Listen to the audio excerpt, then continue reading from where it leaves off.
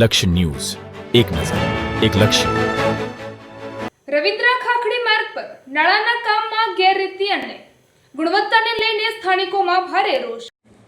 પાટણ જિલ્લાના હારીજ તાલુકામાં વિકાસ કામોને લઈને ફરી એકવાર સવાલો ઊભા થયા છે. રવિન્દ્ર ખાખડી માર્ગ પર બનાવેલા નાળાના કામમાં ગેરરીતિ અને ગુણવત્તાને લઈને સ્થાનિકોમાં ભારે રોષ જાગી ગયો છે. હારીજ તાલુકાના રાવિન્દ્રા મુકામેથી ખાખડી તરફના માર્ગ પર અંદાજે 1 કિલોમીટરના અંતરે બનાવેલા નાળાના કામ સામે સ્થાનિકોમાં અસંતોષ જોવા મળી રહ્યો છે. સ્થાનિકોના જણાવ્યા મુજબ જ્યાં નાળાનું નિર્માણ કાર્ય કરવામાં આવી રહ્યું છે ત્યાં પાણીના નિકાલની સ્પષ્ટ જરૂરિયાત દેખાતી નથી, જેના કારણે કામની ઉપયોગિતા અંગે સવાલો ઉઠી રહ્યા છે.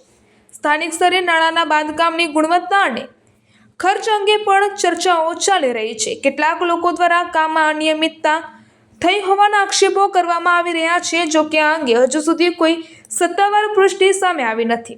સ્થાનિકોમાં એવી પણ માંગ ઉઠી રહી છે કે સમગ્ર કામની તકનીકી તપાસ કરવામાં આવે અને કામ માટે ફાળવેલી ગ્રાન્ટ મંજૂરી પ્રક્રિયા તેમજ ખર્ચની વિગતો જાહેર કરવામાં આવે. હવે આક્ષેપોની સત્યતા શું છે? જવાબદાર તંત્ર તપાસ કરશે કે નહીં?